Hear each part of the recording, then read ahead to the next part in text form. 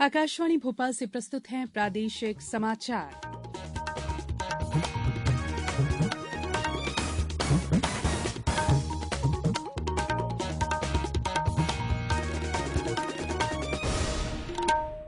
नमस्कार, समाचारों के साथ मैं संयुक्ता बैनर्जी। सबसे पहले बुलेटिन के मुख्य समाचार। प्रधानमंत्री नरेंद्र मोदी आज इंदौर में प्रवासी भारतीय दिवस सम्मेलन का करेंगे विधिवत उद्घाटन। इंदौर में चल रहे प्रवासी भारतीय सम्मेलन में विदेशी मेहमानों से होगा विचार विमर्श और केंद्रीय स्वास्थ्य और परिवार कल्याण मंत्री ने एम्स को वैश्विक उत्कृष्टता संस्थान बनाने की आवश्यकता पर बल दिया। अब समाचार विस्तार से। प्रधानमंत्री नरेंद्र मोदी आज इंदौर में प्रवासी भारतीय दिवस सम्मेलन का औपचारिक उद्घाटन करेंगे। श्री मोदी ने एक संदेश में कहा कि वे प्रवासी भारतीय दिवस के अवसर पर इंदौर पहुंचने के लिए उत्सुक है। प्रधानमंत्री ने कहा कि भारतवंशियों के साथ जुड़ने का ये एक बड़ा अवसर है। 3 दिन का प्रवासी सम्मेलन कल इंदौर में शुरू हुआ। उद्घाटन समारोह में गुयाना के राष्ट्रपति डॉक्टर मोहम्मद इरफान अली मुख्य अतिथि और सूरीनाम के राष्ट्रपति चंद्रिका प्रसाद संतोखी विशेष अतिथि होंगे। सम्मेलन का विषय है प्रवासी अमृतकाल में भारत की प्रगति में विश्वसनीय भागीदार। प्रवासी भारतीय दिवस सम्मेलन में राज्यपाल मंगू भाई पटेल, मुख्यमंत्री शिवराज सिंह चौहान, केंद्रीय विदेश मंत्री एस जयशंकर, केंद्रीय राज्य मंत्री वी मुरलीधरन, केंद्रीय राज्य मंत्री मीनाक्षी लेखी और केंद्रीय राज्य मंत्री डॉक्टर राजकुमार रंजन सिंह शामिल होंगे। प्रवासी भारतीय दिवस पीबीडी सम्मेलन की शुरुआत कल इंदौर में युवा प्रवासी भारतीय दिवस कार्यक्रम के साथ हो चुकी है। कई सत्रों के माध्यम से आज विदेशी मेहमानों से मध्यप्रदेश में निवेश और नवाचार पर विचार विमर्श होगा। पेश है हमारे संवाददाता की एक रिपोर्ट। प्रधानमंत्री प्रवासी भारतीय दिवस सम्मेलन के दौरान विभिन्न नेताओं से बातचीत भी करेंगे। श्री मोदी एक विशेष डाक टिकट सुरक्षित जाएं, प्रशिक्षित जाएं भी जारी करेंगे, जो सुरक्षित, कानूनी, व्यवस्थित और कुशल प्रवासन के महत्व पर केंद्रित है। प्रधानमंत्री आजादी का अमृत महोत्सव, भारतीय स्वतंत्रता संग्राम में प्रवासी भारतीयों का योगदान विषय पर केंद्रित पहली डिजिटल प्रदर्शनी का उद्घाटन भी करेंगे। यह प्रदर्शनी भारत की स्वतंत्रता में प्रवासी स्वतंत्रता सेनानियों के योगदान के महत्व को प्रदर्शित करेगी। प्रवासी भारतीय दिवस सम्मेलन में 5 महत्वपूर्ण सत्र हो रहे हैं। सम्मेलन के दूसरे दिन आज दूसरा एवं तीसरा सत्र होगा। दूसरे सत्र का विषय अमृतकाल में भारतीय हेल्थ केयर इकोसिस्टम को बढ़ावा देने में प्रवासी भारतीयों की भूमिका विजन एट 2047 है। इस सत्र की अध्यक्षता केंद्रीय स्वास्थ्य एवं परिवार कल्याण मंत्री डॉक्टर मनसुख मंडाविया करेंगे। तीसरे सत्र का विषय भारत के सॉफ्ट पावर का लाभ लेना, शिल्प, व्यंजन और रचनात्मकता के माध्यम से सद्भावना है। इसकी अध्यक्षता विदेश राज्य मंत्री श्रीमती मीनाक्षी लेखी करेंगी। प्रवासी भारतीय दिवस सम्मेलन की शुरुआत कल से इंदौर में युवा प्रवासी भारतीय दिवस कार्यक्रम के साथ हो चुकी है।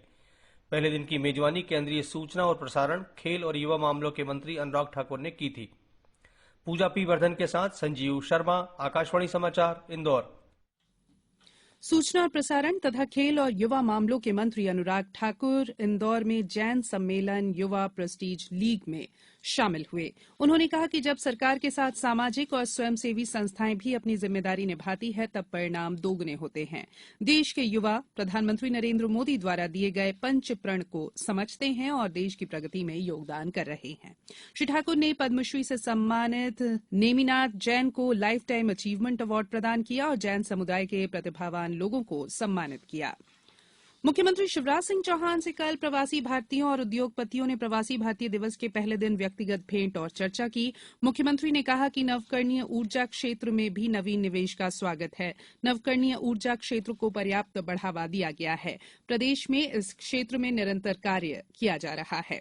मुख्यमंत्री श्री चौहान ने बताया कि ओमकारेश्वर में 600 मेगावाट के फ्लोटिंग संयंत्र की स्थापना का काम हो रहा है। साथ ही शाजापुर, नीमच, छतरपुर और मुरैना आदि स्थानों में नवकरणीय ऊर्जा के क्षेत्र में प्रयास किए जा रहे हैं। नवकरणीय ऊर्जा क्षेत्र में निवेश के लिए राज्य की नीति के अनुसार पूरी सहायता दी जाएगी। मुख्यमंत्री श्री चौहान ने कल इंदौर में प्रवासी भारतीय दिवस सम्मेलन के प्रथम दिन प्रदेश में निवेश के संबंध में विभिन्न प्रवासी भारतीयों और उद्योगपतियों से कहा कि आज से करीब 20 साल पहले मध्यप्रदेश में बिजली, पानी और सड़कों से जुड़ी समस्याएं देखी जाती थी। 2 दशक में इन क्षेत्रों में व्यवस्थाएं मजबूत की गई हैं। ये समाचार आप आकाशवाणी भोपाल से सुन रहे हैं। हमारे समाचारों को अब आप कभी भी और कहीं भी अपनी सुविधा के अनुसार सुन सकते हैं। ये समाचार बुलेटिन यूट्यूब, ट्विटर और फेसबुक पर AIR न्यूज भोपाल पेज पर सुने जा सकते हैं। इसके अलावा आप हमारी वेबसाइट newsonair.com पर या AIR न्यूज ऐप पर भी समाचार सुन सकते हैं।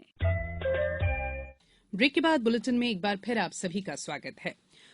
मुख्यमंत्री शिवराज सिंह चौहान ने कल प्रवासी भारतीय सम्मेलन के अवसर पर केंद्रीय संचार ब्यूरो और प्रकाशन विभाग द्वारा लगाई गई प्रदर्शनी का भी अवलोकन किया। इस प्रदर्शनी में केंद्र सरकार की विभिन्न योजनाओं और उपलब्धियों को प्रदर्शित किया गया है। इसमें मुख्य रूप से आजादी का अमृत महोत्सव, गतिशक्ति, सशक्त भारत और डिजिटल इंडिया पर डिजिटल प्रदर्शन किया है। प्रकाशन विभाग ने प्रदर्शनी में कला, संस्कृति, धर्म जैसे विषयों पर 150 पुस्तकों का प्रदर्शन भी किया। इसमें प्रधानमंत्री के मन की बात पर आधारित संग्रहण और प्रकाशन विभाग की अन्य पुस्तकें भी शामिल हैं। प्रकाशन विभाग की महानिदेशक अनुपमा भटनागर ने कहा कि प्रदर्शनी के माध्यम से युवा स्वतंत्रता संग्राम के बारे में जानकारी ले रहे हैं। उन्होंने इस अवसर पर युवाओं से बातचीत भी की।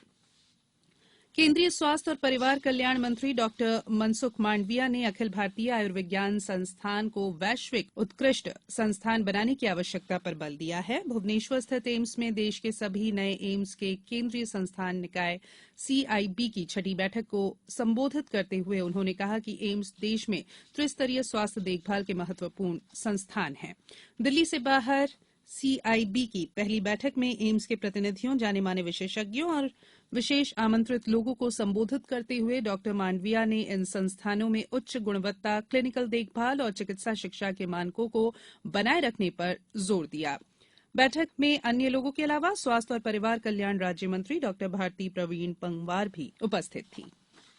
राज्यपाल मंगूभाई पटेल ने कहा है कि समाज, परिवार और हम सबकी जिम्मेदारी है कि दिव्यांगजन की कमजोरियों को नहीं, उनकी प्रतिभा को पहचाने, उसे निखारने और उनकी ऊर्जा को नई दिशा देने में सहयोग करे। राज्यपाल ने कल भोपाल में एक स्वयंसेवी संस्था द्वारा आयोजित 17वीं ब्लाइंड चैलेंज कार रैली को संबोधित करते हुए कहा कि रफ्तार से नहीं बल्कि नियंत्रित गति और सही रास्ते पर चलकर ही मंजिल पर पहुंचा जा सकता है। उन्होंने कहा कि दिव्यांगजनों के प्रति लोगों के दृष्टिकोण में बदलाव लाना और उन्हें समाज की मुख्य धारा से जोड़ना जरूरी है।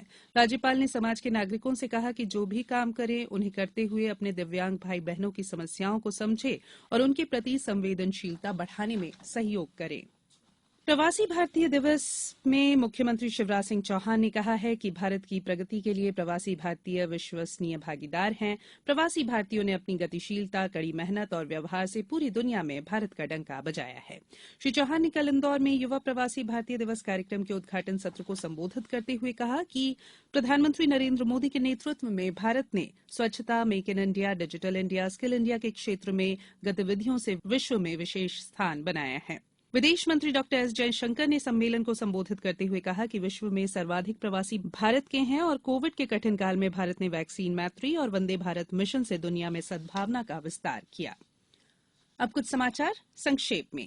देवास के मल्हार स्मृति मंदिर में कल संस्कृति संचालनालय द्वारा उस्ताद रजब अली, उस्ताद अमानत अली खान की स्मृति में आयोजित 2 दिवसीय संगीत समारोह का शुभारंभ हुआ। धार जिले में आज से क्षय यानी टीबी के मरीजों को खोज का काम कर एक सर्वे दल गांव-गांव जाएगा और कल इस दल को हरी झंडी दिखाकर रवाना किया गया। और ग्वालियर में कल कैप्टन रूप सिंह स्टेडियम में केंद्रीय नागरिक उड्डयन मंत्री ज्योतिरादित्य सिंधिया ने ग्वालियर खेल महोत्सव का शुभारंभ किया। अंत में बुलेटिन के मुख्य समाचार एक बार फिर। प्रधानमंत्री नरेंद्र मोदी आज इंदौर में प्रवासी भारतीय दिवस सम्मेलन का करेंगे विधिवत उद्घाटन। इंदौर में चल रहे प्रवासी भारतीय सम्मेलन में विदेशी मेहमानों से होगा विचार विमर्श और केंद्रीय स्वास्थ्य और परिवार कल्याण मंत्री ने एम्स को वैश्विक उत्कृष्ट संस्थान बनाने की आवश्यकता पर बल दिया। बुलेटिन में इतना ही। इजाजत दीजिए। नमस्कार।